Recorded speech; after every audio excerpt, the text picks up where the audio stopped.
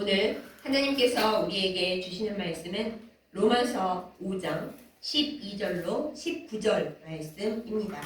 제가 가진 성경으로 신약성경 245페이지에 있습니다. 로마서 5장 12절로 19절 말씀 제가 받들어 읽겠습니다.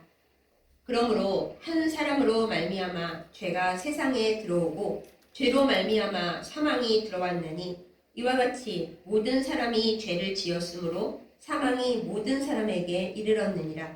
죄가 율법 있기 전에도 세상에 있었으나 율법이 없었을 때에는 죄를 죄로 여기지 아니하였느니라. 그러나 아담으로부터 모세까지 아담의 범죄와 같은 죄를 짓지 아니한 자들까지도 사망이 왕노릇하였느니 아담은 오실자의 모형이라.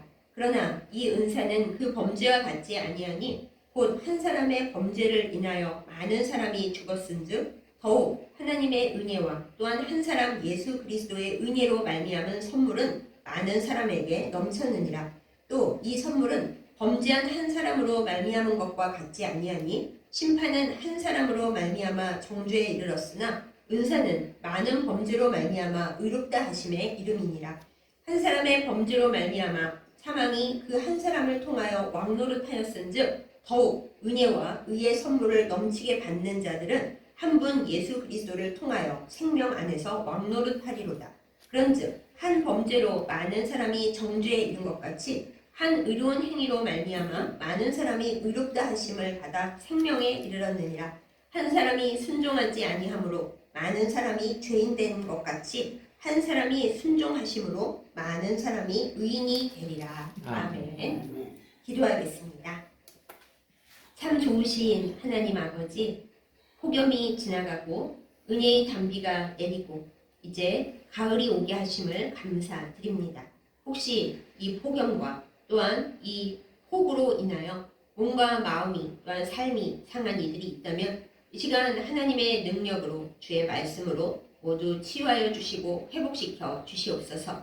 하나님의 은혜의 말씀을 듣는 이 시간에 우리의 몸과 마음이 준비되게 하여 주셔서 주님의 말씀으로 살아나는 생명의 영이 충만한 저희들 다 되게 하여 주시옵소서. 예수님의 이름으로 간절히 기도드렸사옵나이다. 아멘. 옛날 옛적에 아주 옛날은 아니지만은 요즘에 이 빠른 정보 시대로 보자면 꽤 옛날에 아프리카에서 의료 선교를 하신 슈바이처 박사님이 계셨습니다. 그분은 신학자이기도 하시지만은 아프리카 사람들이 의료 혜택을 받지 못하고 병 앞에서 죽어가는 것을 매우 안타깝게 여기시고 그 아프리카에 가서 그들을 고치고 살리는 것이 예수님의 뜻을 따르는 것이라고 생각하고 거기에 갔습니다. 요즘은 아프리카에 의료 선교 가시는 분들이 꽤 계시지만은 슈바이처 박사님이 가실 때만 해도 그분밖에 없었습니다. 그리고 요즘처럼 정보가 빠른 시대도 아니니까 박사님을 도와드리는 일도 사람들이 잘 모르고 어려웠었죠. 그래서 박사님이 항상 이 아프리카에 써야 할 의약품이나 또 여러 가지 병원 운영에 필요한 그런 것들을 모으시느라고 쉬실 때에는 유럽에 가서 오르간 연주자로 일을 하시면서 필요한 것들을 모금을 하시고 챙겨오곤 하셨습니다. 그런데 이제 그러다가 어느 해에 정말로 어려운 일이 발생을 하고 그리고 아프리카에는 전염병이 돌아서 사람들이 손도 못 써보고 죽어가는 그 사건이 발생을 합니다. 박사님이 너무나 고민을 하시고 기도를 하시면서 하나님 이 문제를 해결해 주십시오. 그런데 저는 해결할 힘이 없고 사람들도 저를 도울 수가 없습니다. 어떻게 하면 좋습니까? 하고 기도를 했습니다. 그런데 박사님의 이 어려운 이야기 또 아프리카 사람들이 이렇게 병 때문에 의료 혜택을 못 받고 죽어가는 이야기를 당시 유럽에 살고 있던 11살짜리 소년이 어쩌다 전해 듣게 되었습니다. 그 소년이 마음에 성령의 감동이 와가지고 자기가 모으고 있던 그 저금통에 든 돈을 다 깨고 또 여러 가지 자기가 생각하는 것을 다 합쳐가지고 아프리카에 가기가 어렵잖아요. 그래서 아프리카 그 지역 상공을 통과하는 비행기를 조종하는 조종사에게 편지를 썼습니다. 이게 제가 슈바이처 박사님과 아프리카의 여러 사람들을 돕는 마음으로 제 저금통을 깼습니다. 이걸로 얼마 안 됐지만 의약품을 샀는데 비행기를 운전해서 가시다가 슈바이처 박사님 계시는 그 아프리카 상공에서 그걸 좀 떨어뜨려 주세요. 이렇게 편지를 썼어요. 어른들이 생각하면 참 웃기죠. 아니 거기서 어떻게 비행기에서 문을 열고 떨어뜨려줘. 거기가 어딘지 알고. 그렇게 생각할 수 있지만은 그 비행기 조종사가 그 편지를 받고 또 성령의 감동으로 마음이 뭉클해졌어요. 그래가지고 어느 신문사에다가 11살짜리 어린 소년이 슈바이처 박사님 아프리카 의료 선교에 써달라고 자기 저금통을 깨서 나에게 편지를 보냈다. 이렇게 신문사에 제보를 했습니다. 신문사가 아름다운 소식이니까 당연히 신문에 냈겠죠? 그런데 그 신문을 본 많은 유럽 사람들이 또 성령의 인도하심으로 큰 감동을 받았답니다. 그래서 11살짜리 어린 애도 자기 저금통을 깨서 아프리카에 병들어 죽어가는 사람들을 돕고자 이렇게 순수한 마음을 보내는데 우리가 이렇게 있어서야 되겠냐 하고서는 그때부터 이제 유럽의 사람들이 줄지어서 모금을 해서 아프리카에 의약품을 보내는 그 운동에 동참을 했습니다. 이 소식을 알게 된 슈바이처 박사님이 너무 감사하고 기뻐하면서 그 어린 소년이 나보다 낫다. 정말 하나님은 작고 어린 사람들을 통해서 큰 일을 하시는구나 하고 굉장히 감사를 드렸다고 해요. 이 이야기가 지금까지 전해져 내려오는 것은 우리에게 무슨 느낌을 줍니까? 여러분은 무슨 생각을 하십니까? 우리는 항상 나 한 사람쯤이야. 뭐 내가 어떻게 한다고 세상이 바뀌겠나? 혹은 나 하나 잘못한다고 세상이 더 잘못되겠나? 생각하면서 그냥 살아갑니다. 그러나 하나님께서 보시기에는 그렇지 않습니다. 하나님은 모든 것을 한 사람을 통해서 이루시는 분이시기 때문입니다. 오늘 우리가 이 로마서 5장에 굉장히 긴 말씀을 읽었습니다. 그런데 이게 복잡하지만은 간단히 요약하면은 아주 쉬운 말씀입니다. 하나님께서 맨 처음 사람 아담을 만드시고 그를 에덴 동산에 주시면서 모든 이 세상 만물을 하나님의 뜻대로 잘 다스리고 청지기 노릇을 하고 그리고 하나님과 깊고 친밀한 교제를 나누자 이렇게 말씀을 하셨습니다. 그런데 아담과 하와가 이 하나님의 말씀과 사랑을 배반하고 결국 죄를 지어 버렸죠. 죄를 짓고 나서도 제 생각에는 하나님께 바로 달려가서 하나님 정말 잘못했습니다. 죄를 지었습니다. 용서해 주세요. 하고 솔직하게 말했더라면 혹시 결과가 달라졌을지도 모르겠는데 그 둘은 그렇게 하지 않았습니다. 자기들의 수치를 알고 죄를 깨닫게 된 순간 하나님을 피해서 숨어버렸죠. 그리고 하나님께서 찾으러 오셨는데도 죄를 지어서 부끄러워 숨었나이다 그러면서 서로 상대방 탓을 하기에 급급했습니다. 벌써 죄의 결과가 나타난 거죠. 그래서 오늘 말씀에는 하와 얘기는 아예 나오지도 않지만 그 당시에는 남자만 사람 취급을 하기 때문에 그랬습니다. 그래서 아담 그 첫사람 아담으로 말미암아서 죄와 사망이 이 땅에 들어왔다. 이렇게 오늘 말씀 중에 사도 바울이 적고 있어요. 아담의 죄로 인해서 그 이후의 모든 사람들 또한 율법을 받기 전 그러니까 모세까지의 모든 사람들은 죄가 죄인 줄도 잘 모르는 채로 사망에 붙잡혀서 사망이 왕노릇하는 시절을 살아갔습니다. 그리고 모세 때는 하나님께서 율법을 주셔서 너희가 이렇게 하고 있는 거 그거는 죄야. 살인을 하고 거짓말을 하고 남의 것을 탐내고 그 무엇보다 우상 숭배를 하고 부모님께 불효하고 그 모든 것들은 다 너희는 아무 생각 없이 하는 것 같다만 그거 다 죄란다 하고 알려주셨습니다. 그런데 여러분 그것이 죄인 줄 알았다고 사람들이 죄에서 벗어났나요? 그러지를 못했죠. 이제 죄인 줄 알면서도 죄 짓는 더 슬픈 상황에 빠져버렸습니다. 이 모든 것이 아담이라는 그 한 사람으로 말미암아 시작된 일입니다. 우리가 참 싫어하는 개념이 있는데 원죄라고 하죠. 아니 나는 죄를 지어본 적도 없는데 그 아주 태어나기 전 그 어머니 모태에 있을 때부터 나는 그 원죄라는 것에 매여서 태어나보니 이미 나는 죄인이었어. 그 얼마나 싫고 슬픕니까? 아니 내가 뭘 어떻게 했다고 내가 죄인이라는 거야. 그래서 많은 사람들이 이 기독교의 원죄 개념에 대해 굉장한 증오와 화를 품습니다. 그런데 그게 사실이거든요. 어린 아이를 보세요. 순수하고 그렇게 착할 수가 없을 것 같은 아이도 나쁜 것부터 먼저 배우고 싫어, 안 해부터 시작을 합니다. 해야 되는 것을 하기 싫고 하지 않아야 되는 것을 하고 싶어하는 겁니다. 그렇기 때문에 모든 사람들은 아담의 후손으로서는 이 사망에 매여 종노릇할 수밖에 없는 죄 지은 자의 신분에서 벗어날 수가 없었습니다. 바로 아담 한 사람 때문에요. 그런데 하나님께서 이렇게는 안 되겠다. 원래 내가 사람을 사랑하고 또 사람에게 선택할 자유를 주었지만은 그러나 그들을 멸망으로 내몰 생각은 전혀 나에게 없는 것이다 생각하시고 독생자 예수 그리스도를 사람으로 우리에게 보내주셨죠. 오늘 말씀에 또 있습니다. 아담 때문에 모든 사람이 범죄하고 그리고 사망에 이른 것 같이 이제 새로운 아담이신 예수 그리스도 그 한 분으로 말미암아 모든 사람의 죄가 용서받고 많은 사람이 의에 이르게 되었다. 생명에 이르게 되었다. 이게 오늘 말씀의 핵심입니다. 왜 모든 사람이 의에 이르지 못하나요?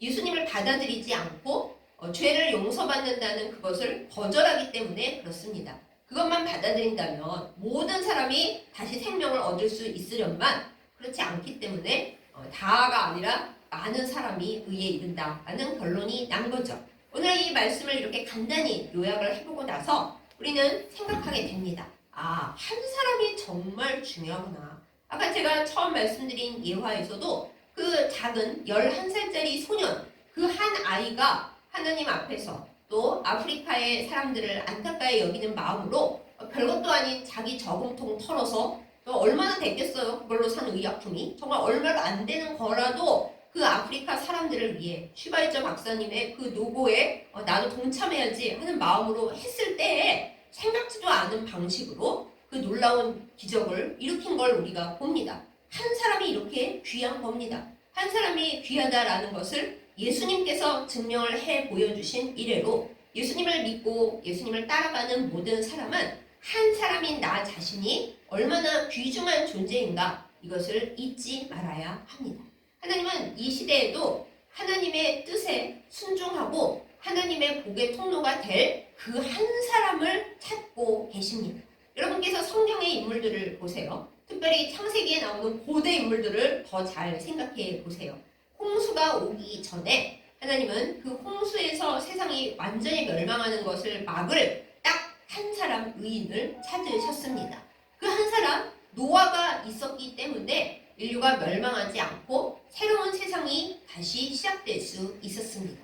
딱 한 사람이면 되었던 거죠. 그뿐입니까? 하나님께서 아브람과 얘기를 하실 때 이제 소돔과 고모라가 하도 죄악이 심해서 멸망할 예정이다 가르쳐 주셨어요. 아브람이 가슴이 덜컥 내려앉습니다. 왜냐하면 그 소돔과 고모라에 자기의 사랑하는 조카 롯의 가족들이 살고 있었기 때문이죠. 그래서 그 성읍이 막으면 안 되는데 하고 아브라함이 근심하는 마음으로 50명부터 시작해서 하나님하고 계속 숫자로 얘기를 해가면서 의로우시고 선하신 하나님께서 의인이 있는 성읍을 멸망시키시면 되겠느냐고, 의인 몇 명이 있으면 멸망 안 시키실 거냐고 계속 숫자를 줄여가며 얘기를 합니다.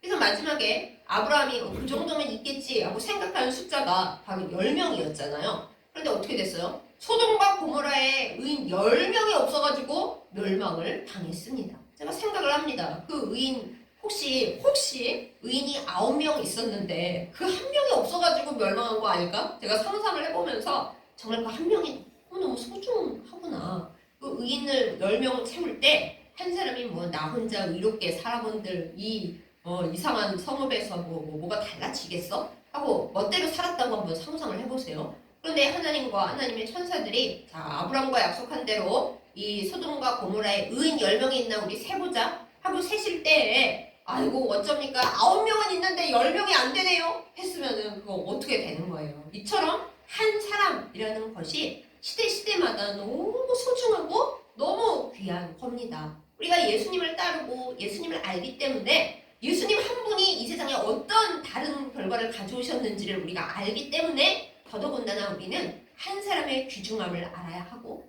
한 사람이 얼마나 큰 영향력을 가지고 있는지를 잊어버리지 말아야 합니다.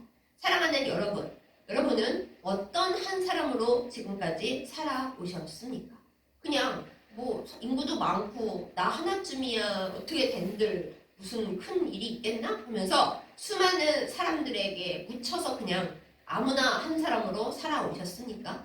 아니면은 그런 분들이 거의 없을 거라고 생각합니다만 내가 착하고 신앙을 가지고 그렇게 살아본들 좋은 일이 있겠어. 나는 내 마음대로 그냥 편하게 아무렇지도 않게 때로는 죄를 행하고 때로는 악을 행하면서 때로는 사람 미워하면서 몰래 몰래 하나님이 싫어하시는 일도 하면서 그냥 하나님 별로 안 좋아하시는 한 사람으로 살아왔어요. 그러시는 분 혹시 계십니까?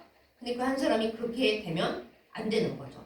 그 다음에 정말 아름다운 이야기, 나 한 사람이라도 한 사람이 중요하다는 거를 하나님께서 예수님을 통해 알려주셨기 때문에, 또한 우리의 첫 조상 아담을 보고서도 알 수 있기 때문에 나 한 사람이라도 하나님의 뜻대로 살자고 그런 대로 열심히 노력하며 기도하며 애쓰며 살아왔어요. 이렇게 생각을 하고 계십니까? 네, 하나님께서 찾으시는 사람이 바로 그 한 사람입니다. 하나님은 한 사람을 소중하게 생각하십니다. 한 사람으로 말미암아 온 세상이 죄에 젖었고 한 분 예수 그리스도로 말미암아 세상이 구원의 길로 다시 가게 되었습니다. 우리는 이 사실을 잊지 말고 하나님 앞에서나 이 세상 살이 속에서나 내가 어떤 한 사람이 되어야 할지 매 순간순간 주님을 기억하며 선택하며 살아야 하겠습니다. 여러분, 또 제가 예화를 하나 들어보겠습니다. 어느 아버지가 아들들에게 이제 마지막 유언을 남기시기 전에 얼마나 아들들이 지혜로운가 보시려고 숙제를 하나 냈습니다. 얘들아, 내가 너희에게 아주 적은 돈, 요즘으로 말하자면 한 1,000원이나 5,000원쯤 줄 테니까 그걸로 방을 가득히 채울 만한 것을 사오거라, 이렇게 얘기를 했대요. 그래서 다른 아들들이 이런저런 거 사가지고 채워놨지만 그 얼마 안 되는 돈으로 방을 가득히 채우려니 별로 쓸만한 게 없겠죠. 어떤 아들들은 솜을 갖다가 채워놓기도 하고 소금을 사다가 꽉 채워놓기도 하고 그랬대요. 그런데 막내 아들이 초 한 자루를 사왔답니다. 성냥 한 개비와. 그래서 아버지가 그걸로 뭐 하려고 하고 물어봤더니 이제 성냥에 불을 붙여서 초에다가 불을 딱 켰어요. 그리고 어두운 방 안에 놔뒀습니다. 어떻게 됐겠습니까? 깜깜하던 방이 그 촛불이 한 자루 켜짐으로 말미암아 빛으로 가득 찼습니다. 그래서 아버지가 보면서 그래, 네가 제일 지혜롭구나. 어떤 물건이나 꽉꽉 채워야 하는 것으로 채우는 것이 아니라 밝은 빛으로 어둠을 몰아내고 가득 방을 채운다는 너의 생각이 참 귀하다고 그 아들에게 가장 많은 유산을 물려주었다고 해요. 우리가 하나님 앞에 살아가는 인생이 그렇습니다.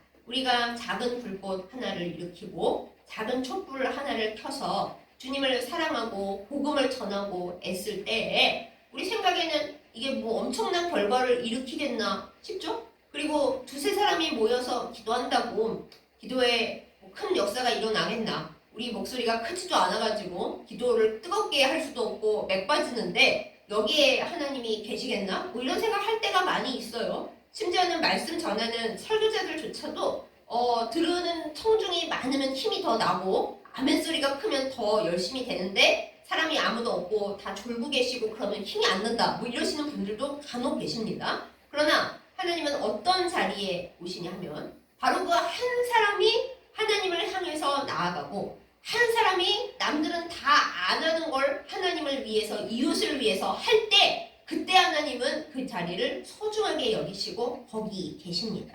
하나님은 혼자 있는 사람이 하나님 앞에 또한 이웃에게 어떤 마음을 가지고 어떤 행동을 하며 살아가는지 그 한 사람 곁에 앉아서 늘 지켜보고 계십니다. 그러니 여러분, 우리가 어떻게 살아야 하겠습니까? 우리는 어두운 곳을 밝게 비추는 하나님의 작은 등불이 되어야 하겠습니다. 내가 이거 한다고 힘이 없다고 그렇게 슬퍼하지 마세요. 내가 이렇게 한다고 뭐가 달라지나? 의심하지 마세요. 하나님은 작은 한 사람을 통하여 일을 하십니다. 아담을 통해서 하나님은 모든 인류에게 복을 주기 원하셨습니다.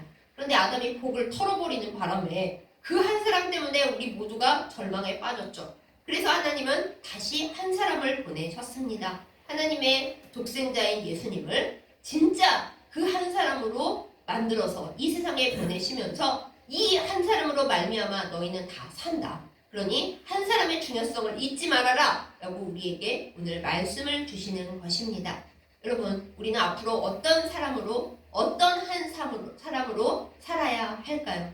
하나님께서 찾아서 원하시는 이 시대의 사명자로서 살기를 예수님의 이름으로 축복합니다. 사명자라고 해서 우리가 뭐 엄청나게 큰 일, 유명한 일, 성공한 일을 해야 하는 것이 결코 아닙니다. 하나님은 그렇게 큰 일을 엄청나게 하는 한 사람을 찾으시는 게 아닙니다. 여러분, 예수님이 온 세상의 구원을 위해 돌아가셨지만 그거 아세요? 예수님은 유대 땅 밖으로 한 발짝도 나가 보신 적이 없으셨습니다. 그래서 오죽하면 이 성경 말씀 중에 제자들에게 예수님께서 더 큰 일을 맡기노라 그러시잖아요. 많은 사람들이 오해를 하고 예수님보다 더 큰 일을 하는 자가 되겠다 막 이상하게 생각을 하는데, 거기서 말씀하신 더 큰 일을 맡기겠다 하신 내용은 나는 이 유대 땅 밖으로는 안 나갔지만 너희들은 유대 땅 밖으로 땅 끝까지 나가서 복음을 전하는 그 더 큰 일을 할 거고 내가 그 일을 맡긴다라고 말씀을 하신 거였어요. 오해 없으시기 바랍니다. 그러니 예수님조차도 작은 지역에서 온 우주를 바꾸실 그 구원 사역을 감당하셨는데 뭐 우리가 뭐라고 온 세상을 뒤집어 엎을 엄청난 일을 나를 통해서 해야 한다고, 그게 안 돼서 나 실망했다고 그럴 수가 있겠습니까? 우리가 해야 할 일은 하나님께서 나를 두신 그 자리에서 나 한 사람이 하나님의 복의 통로가 되는 그 일입니다.